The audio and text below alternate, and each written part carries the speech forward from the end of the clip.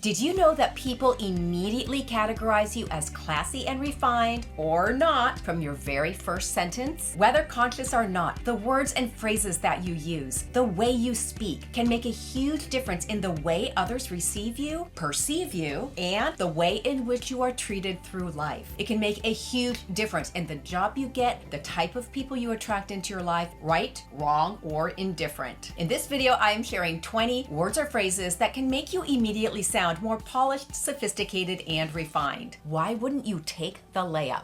By doing nothing more than swapping out a few words and phrases, you will immediately elevate yourself. Okay, ladies, let's do this.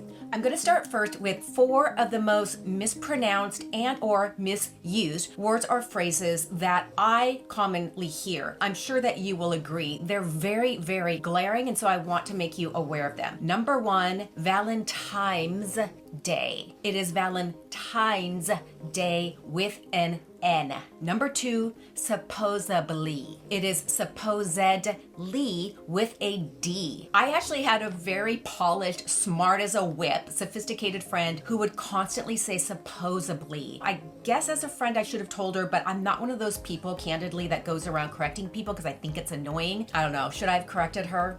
Maybe not correct. Maybe I should have said heads up. Anyway, side note. Number 3, irregardless. Irregardless is not a word, ladies. The word you want to use is regardless. Number 4, him and me or her and me. It's he and I or she and I. And ladies, let me be crystal clear on this video. We all, from time to time, unknowingly use incorrect grammar. I am quite sure that over 600 videos that I've done, you could go through and nitpick my grammar. I'm sure you could. This is not about being the grammar police. Please don't do that. I just wanted to highlight 4 very commonly mispronounced or misused words or phrases because I only want the very best for you, and I care that you sound as polished and lovely as you are. Happy face. Number 5, when being introduced, instead of saying hi or yeah, nice to meet you, try how do you do or it's a pleasure to meet you. Of course you can say nice to meet you, but how do you do or it's a pleasure to meet you are just a touch more elegant and not as commonly used, and you'll stick out in a good way. For example, Shelly, this is my friend. Kim, this is Shelly. It's a pleasure to meet you, Kim. Play around with the wording to see what feels best to you, what rolls off your tongue the easiest. Side note, ladies, if you hear snoring in the background,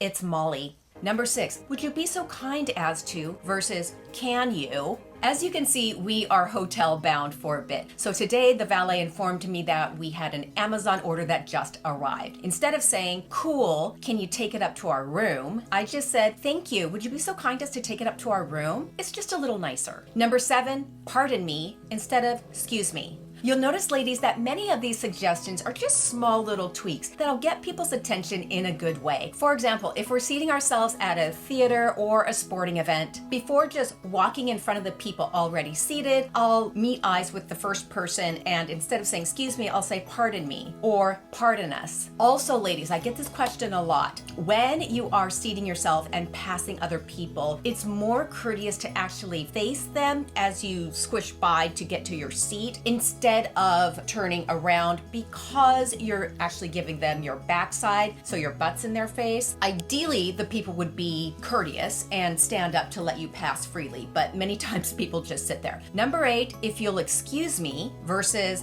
I gotta go. Who hasn't been on the other end of somebody who loves to talk, but you're kind of in a hurry and you've really gotta go? Instead of, hey, I gotta go, try, if you'll excuse me, I have another appointment this afternoon. Same you, just a little more refined. Remember, it's not about being somebody that you're not, it's just adding a little extra polish. And our community of women, what I love about it is that regardless of our socioeconomic background, we're all just looking to evolve, learn, and just be the best that we possibly can be. Number 9, would you be so kind as to versus can you? Would you be so kind as to pass me the salt, please? Versus, can you pass the salt? Would you be so kind and bring us our check when you have a moment? Versus, can we get the check? Also, when you say, would you be so kind? People, in my opinion, don't want to disappoint and not be kind, so they're more apt to do what you're asking them to do happily. Number 10, may I have instead of can I have or can I get? This morning I'm at Better Buzz getting my latte, and the barista says, "What can I get you this morning?" Instead of saying, "Yeah, can I get an almond milk latte?" I say, "May I have an almond milk latte and a pup cup for Molly, please?" Just a little tweak that sounds a bit more gracious. "You're so kind" versus,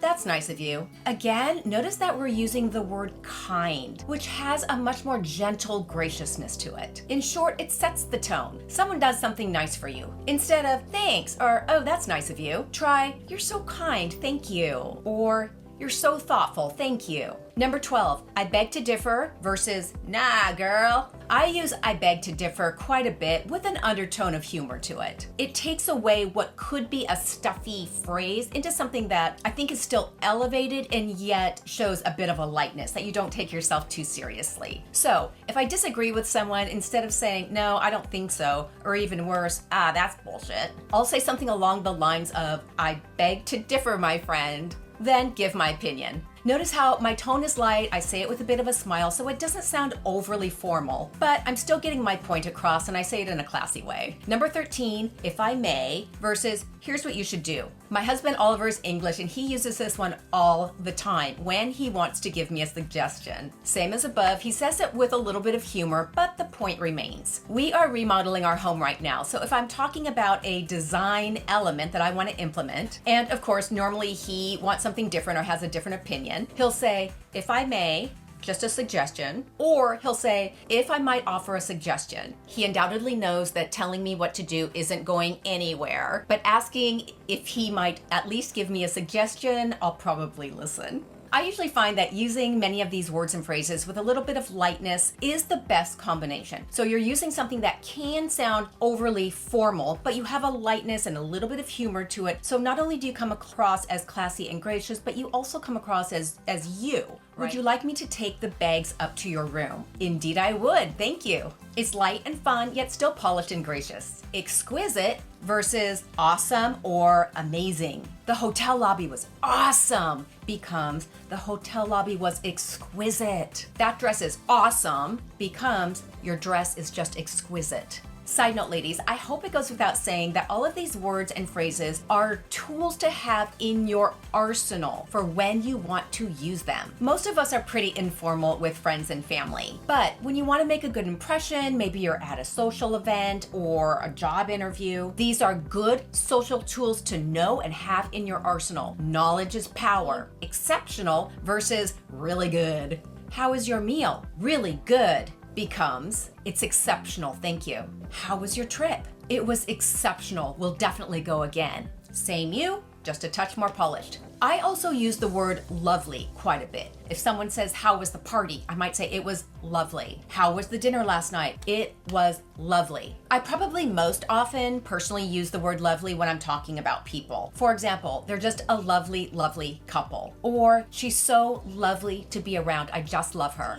Sophisticated and or refined versus fancy or classy. I use the word classy both verbally and in written format in my videos quite a bit. Why? Because the vast majority of people use that word, and in what I do, I have to be aware of SEO or search engine optimization and common key words. That's because I want to come up higher in the organic searches. For example, if I use the word 10 refined outfits for a video, I'm not coming up as high in the search versus 10 classy outfits, all of a sudden I'm near the top. That being said, in real life, replacing the word fancy and classy with words like refined or sophisticated is just a little bit more polished. For example, "it's a really fancy environment" becomes, "it's a more sophisticated environment." If someone asks, "What should I wear to the party?" Instead of saying, "wear something fancy," I might say, "it's cocktail attire, so you might want to wear something a bit more refined." Or, "it's cocktail attire, so you may want to wear something a bit more sophisticated and refined."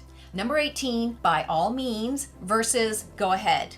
"Do you mind if I reach past you for a napkin?" "By all means." Versus "go ahead." "May I ask you a question?" "By all means." "Do you mind if we squeeze by?" "By all means." Just a bit more gracious. "Would you care to join us?" versus "wanna come?" "We're going out for sushi tomorrow night. Wanna come?" becomes, "We're going out for sushi tomorrow night. Would you like to join us?" Or let's say you're meeting another couple for dinner and you're the first to arrive. The hostess says, "To this evening?" Instead of saying, "No, our friends are coming," try, "Another couple will be joining us shortly."